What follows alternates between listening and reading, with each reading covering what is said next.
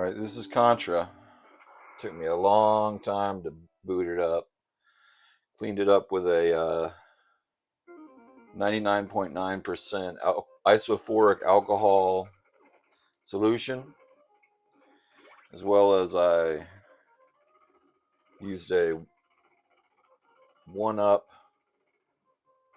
card or cartridge card to clean the Nintendo itself, and it seems to be running well now. Put in the Konami code, which is written on the actual cartridge, which is a plus. I got that in the wild.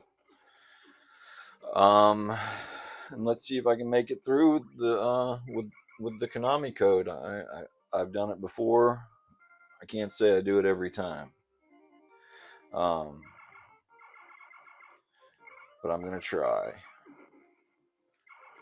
As you can already tell, this is not my childhood copy of Contra, because I did not have a copy of Contra in my childhood. My next door neighbor had Super C. I think my other next door neighbor that moved away when I was about 8 had Contra itself. I definitely played a lot of Contra in my youth, but I never owned Contra probably until I was about 14 years old. And that copy is long gone. Got this copy at Game World, Indiana, where I got most of my NES games in my collection. Game World, Indiana is a local video game store. I used to go there a lot more when I had money, but and I had a car back then too. But I've amassed a pretty respectable collection of NES games. One I definitely want to invest in is Mike Tyson's Punch-Out. I do not have a copy of Mike Tyson's Punch-Out. I bought a copy from my friend a few years ago, but do not have a copy of my own, and that is a must-have for the Nintendo Entertainment System. One of my goals in life is to beat Mike Tyson one day. That would be absolutely incredible. But that's like saying I'm gonna climb Mount Everest someday. It's few people have done the task. Few people have reached that mountain top. It is hard. My Uncle Jimmy beat Mike Tyson, and my friend Mike Whalen beat Mike Tyson, and both those people have since passed away. So I do not know a single living person who can beat Mike Tyson. But I digress. I'd like to say, if you are ever cleaning your cartridges, use a isophoryl alcohol solution no less than 90%. Ideally 99 to 99.9%, because the extra ingredients in the alcohol will not evaporate at the rate they need to, and it will cause corrosion on the game itself. Blowing on the game still works very well, but sometimes you need that little extra. In this case, this Contra game, even though it should have been cleaned by Game World Indiana, very clean on the outside. They even tried to clean off the Konami code, but the inside was filthy. Turned my Q-tips black.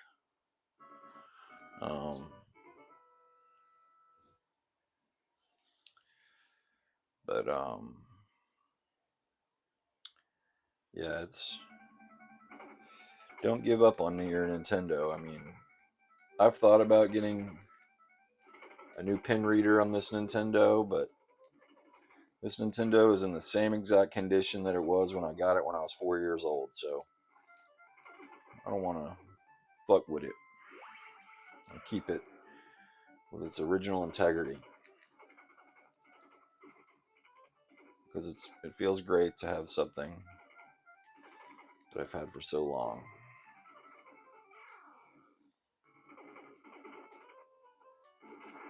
You could say it's a prized possession. Still have my Dreamcast 2 that I got Christmas of 2000. By the time of PlayStation 2 had already been released. But the PlayStation 2, if you can remember back that far, was incredibly hard to get your hands on. The only person I knew that had one was my friend Brian Todd, whose dad was a construction worker, so they had some disposable income. The way he got it was they rented them at Blockbuster, and but you had to put down like a $300 to $500, I don't remember exactly how much, security deposit to rent it in case you didn't return it. And his dad put down the security deposit and he didn't return it, which means he got an awesome PlayStation 2 carrying case with Blockbuster logo sticker on it. I wanted to ask him at my class reunion if he still had his Blockbuster PlayStation 2 with Blockbuster case. I invited him to the class reunion Facebook page and everything, planning on asking him that, but he didn't show up, which is a shame. I guess I could send him a Facebook message and ask him if he still has it, but it's kind of weird. It's a weird question to ask. It's the kind of question you ask in real life, just kind of as a joke, but you don't message someone on Facebook with a weird question like that. Actually, I mean, I feel comfortable enough in our friendship that I could do that. Maybe I will ask him that one day. Note to self: just send him a message and ask.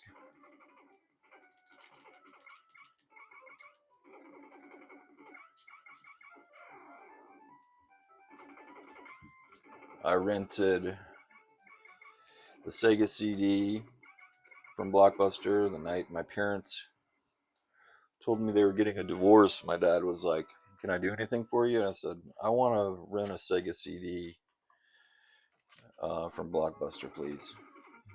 He obliged.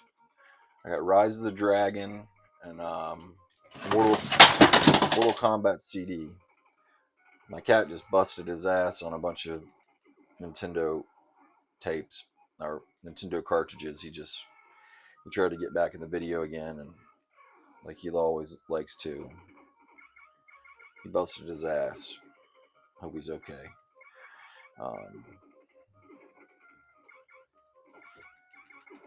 I think he is okay. Busts his ass all the time. Are you okay, Shredder? Yeah, he's okay. Yeah, I got the Sega CD with Mortal Kombat CD and Rise of the Dragon, and it helped me through my parents' divorce. Uh, the that was just a rental for the weekend. Mortal Kombat 2 is what truly got me through my parents' divorce. And I'm actually recording this a few hours before the 30th anniversary of Mortal Tuesday. September 13th, 1994, Mortal Kombat 2 was released on home consoles. I remember that day like it was yesterday. But then in my 5th grade birthday party, I rented a PlayStation and a Sega Saturn for my birthday party at Blockbuster. We ended up returning the Sega Saturn because it had AV cables. I didn't know what the hell an AV cable was at that time. Uh, my TV was capable of reading AV, but only the PlayStation had the RF adapter. So we returned the Saturn, got a few extra PlayStation games, and it was, let's just say, it was a great fifth grade birthday party. I believe we had ESPN Extreme Games, Battle Arena Toshinden, and Street Fighter the movie, the game.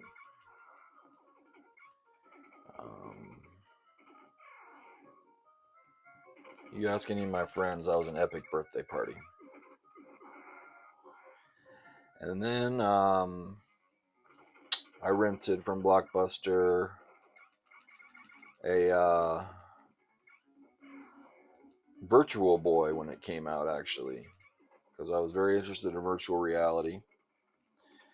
And I'll tell you, I don't consider the Virtual Boy to be virtual reality. It's more like a ViewMaster that's all red and gives you a headache.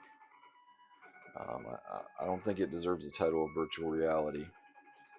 But I don't think that Gunpei Yokoi deserved to be murdered over it. And if you think I'm crazy, look it up. Gunpei Yokoi, the inventor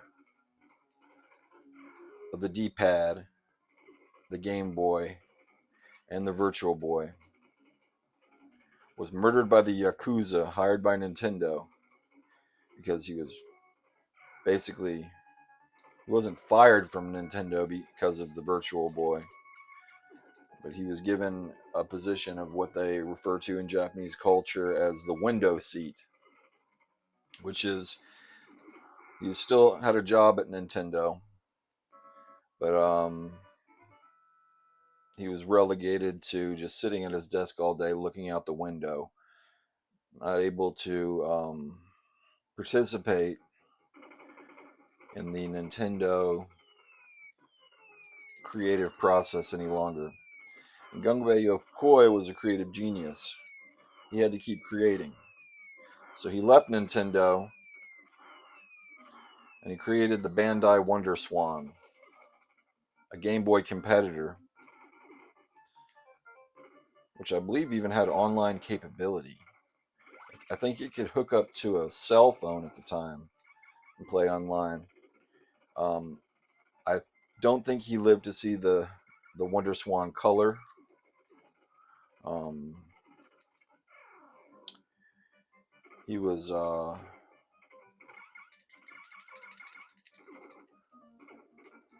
killed before that. Basically, what happened was someone ran into his car, caused a car accident, and he got out of his car to look at the damage, and then another car hit him. And both the people involved that hit his car and that hit him were both Yakuza. And it's pretty well known in the industry that Nintendo had him murdered for leaving Nintendo for Bandai. That's Japanese business for you. I don't know what you know about Japanese culture. I am myself as an expert, but it's a cruel, cruel business. They don't fuck around. Can't even smoke weed in Japan because they're a work culture. They drink a lot. You get beer out of a vending machine there, but it's the whole work hard, play hard thing. Um,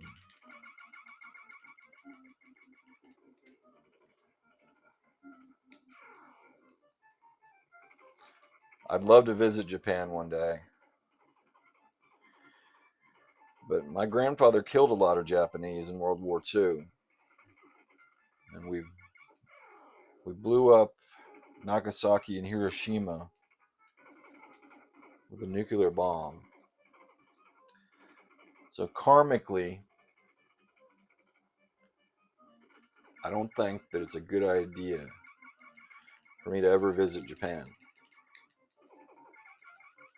Um, take a shit ton of pills.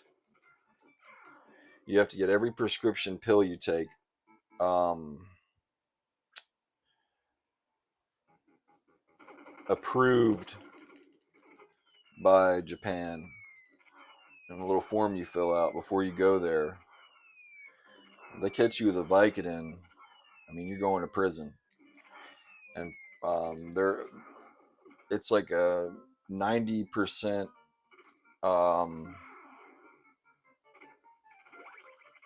it's like a 90% conviction rate in Japan. If you get arrested, you're going to jail. You can't fight it in court. You can't get a good lawyer and fight it like I have in my crimes in life. Um, you're pretty much fucked. I do not want to go to a Japanese prison. Apparently, they just make you sit there with your hands on your knees and not do shit. The food's supposedly pretty good. But I mean, I take Ativan. I can't even go to jail or I'll die of a seizure. I can't even go to jail for a couple hours because I take my Ativan 3 times a day. I'll go into that jail, and if I don't get bailed out, they'll just let me die because they do not give benzodiazepines in prison or jail. Even if you're prescribed them, they'll give you a Tylenol or some shit. Fuck jail. I've only been to jail twice. That's 2 times too many, if you ask me. You know, I'm a polite, cordial person, even with authority. I'm not an asshole to the police. Um, but once you get into jail, it's you against the guards. Even if you're nice to the guards, they still treat you like shit, like a fucking animal. And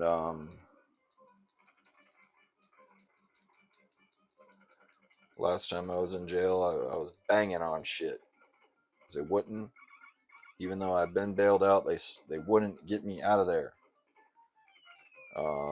So I just started banging like a motherfucker on the toilets and screaming and covered up their cameras. And you just gotta act like a fucking animal when you're in jail because they treat you like an animal. I learned that the first time I went to jail. At a protest. Um,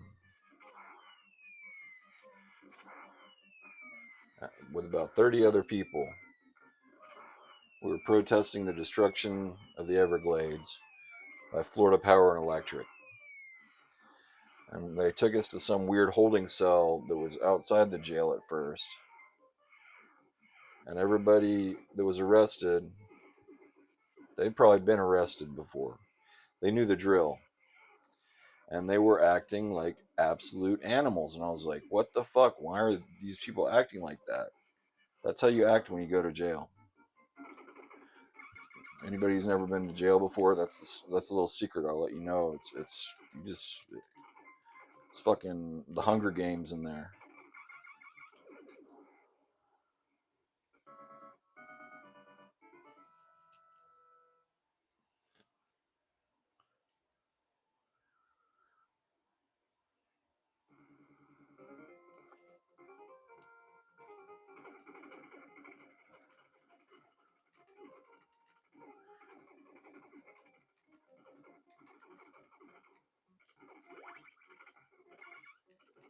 This level's really hard.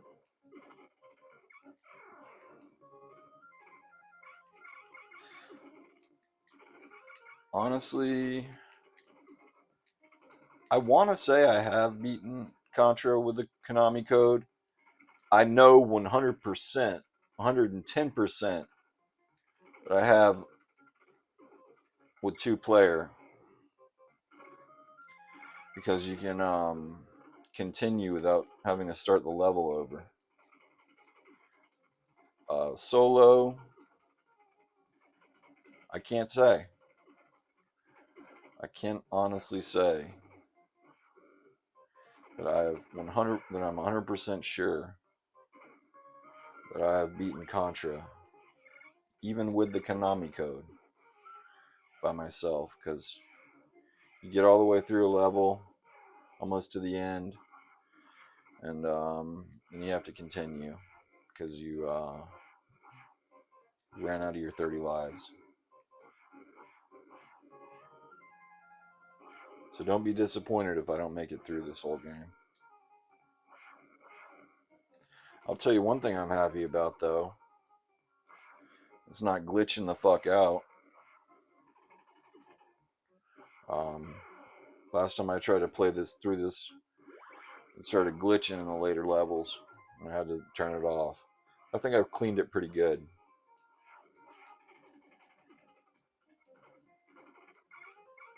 Let's clean that shit.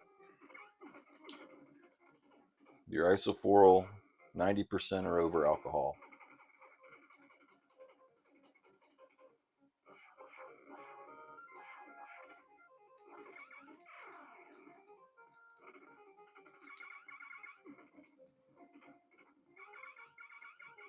Never give up. Keep blowing in those cartridges. Eventually you'll get it to work. Take it from me, a guy with a 36-year-old Nintendo Entertainment System. Still works. You're looking at it right now. Not some top loader bullshit, fancy pants crap. This is a real deal right here. The Action Pack system, or whatever the fuck it's called. The action set. Mario Duck Hunt, a zapper, and two controllers. That's what you're looking at right now.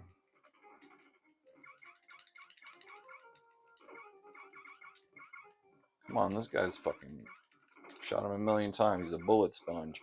Okay, he's turning red. That's good. I keep looking at those lives and thinking, shit. Okay, fuck yeah. I might make it to the mothership after all. Might just do it. Definitely going to use another continue on this bullshit level. Fuck.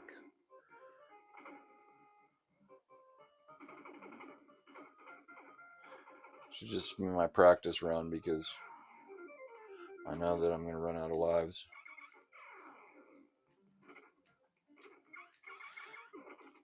When I was in high school, I hooked up my Nintendo audio cable to a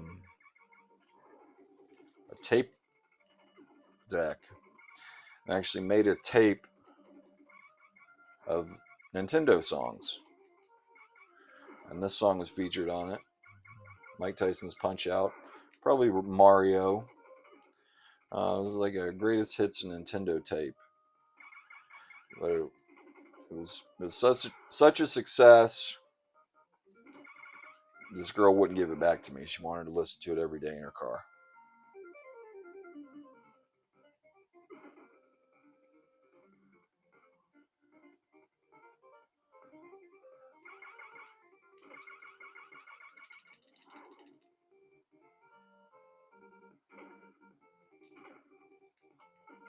Fuck.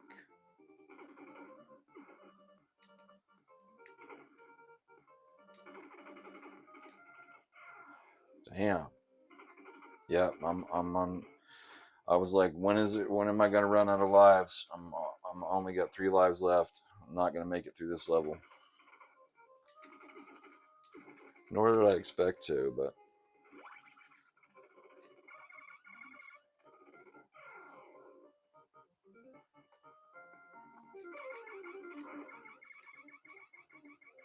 I think I can definitely make it through with 30 lives.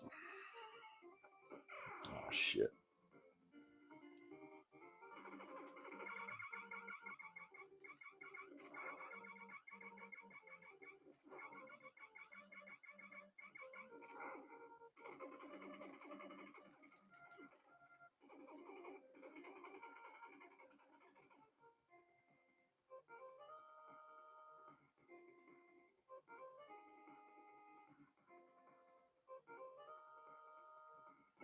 Oh, can't keep that rhythm.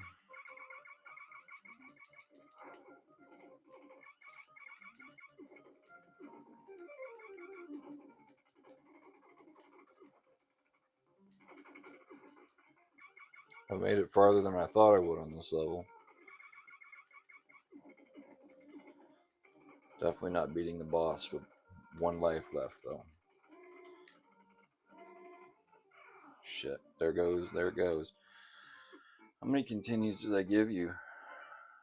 I don't know, but we'll see. We'll definitely see. We shall see. That's what they say.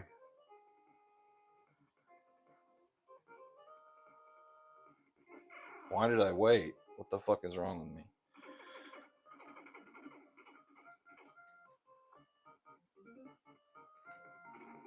Oh, getting sloppy.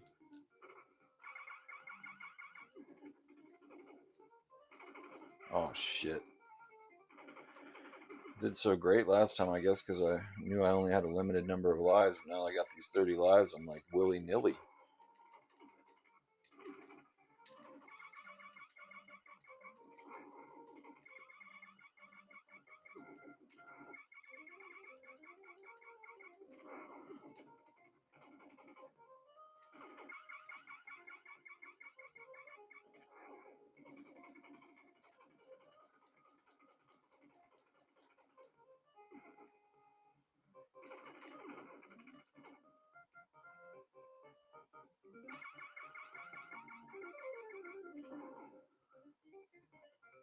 Tell you one good thing about being old is that you really don't give a shit about pop culture, current pop culture anymore. Somebody somebody yelled at somebody at the MTV Music Awards last night. I'm like, they still have the MTV Music Awards? I thought all they do is play ridiculousness on MTV all day. Apparently, they still have a VMAs. VMAs were a big fucking deal when I was a kid. I remember VMAs 1994, the year my parents got a divorce. I watched it in the. My dad turned our living room into his office, and his office into our playroom. We got two big old bean bags. I remember watching. I think I even taped it. The MTV Video Music Awards in the playroom. Good times. Oh my god. I hate these fucking things.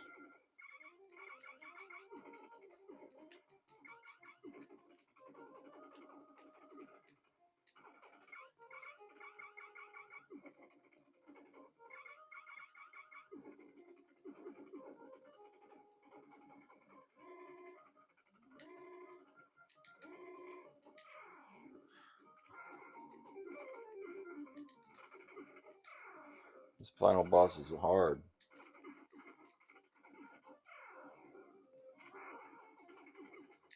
It's like a anti-final boss. Or mini boss, I should say. Who remembers the band The Mini Bosses?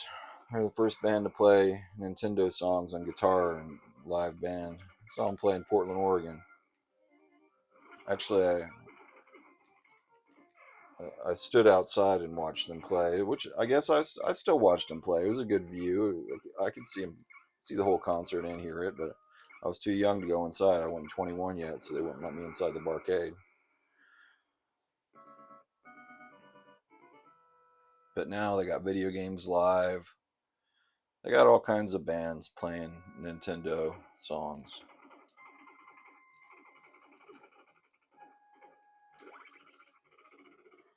This level is freaking cool. I'm probably on my last continue though, so I don't know if I'll make it, but at least I made it to the level.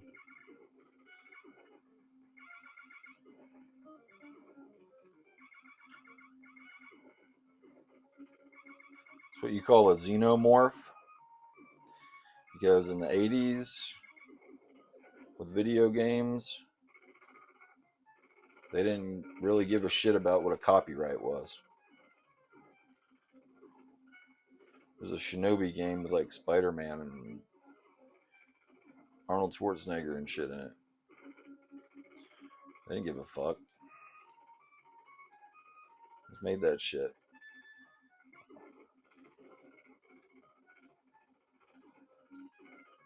Spread, baby. That's what he said.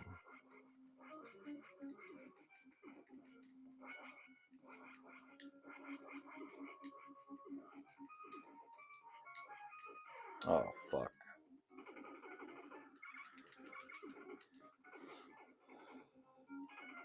Hate losing the spread.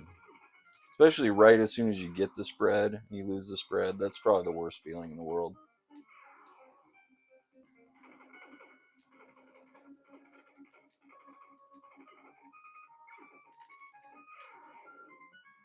Now we're at the face huggers. Oh shit, I'm at the end of Contra. Holy shit.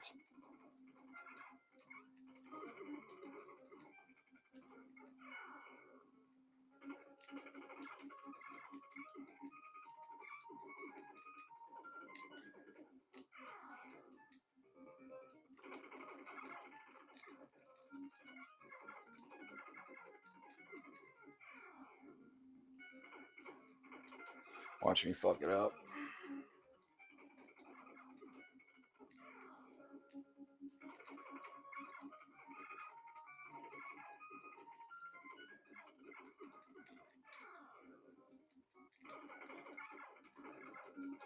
Beating real fast.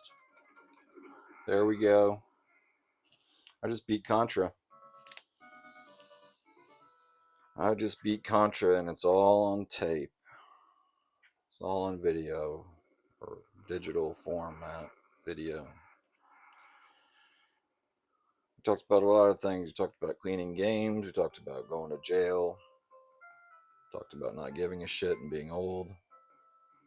Congratulations, you've destroyed the vile Red Falcon and saved the universe. Consider yourself a hero.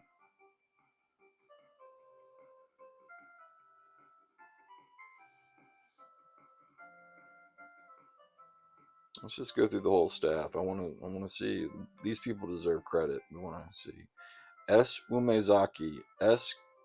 Kishiwanda, K. Yamashita, T. Danjao, M. Ogawa. Graphic designers T. Ueyama, S. Muraki, M. Fujiwara, T. Nishikawa, C. Ozawa. Sound creators H. Mazawa, K. Sada. Special thanks to K. Shimineta, N. Sato, AC Contra Team, directed by Ume-chen and S. Kitamoto. Presented by Konami.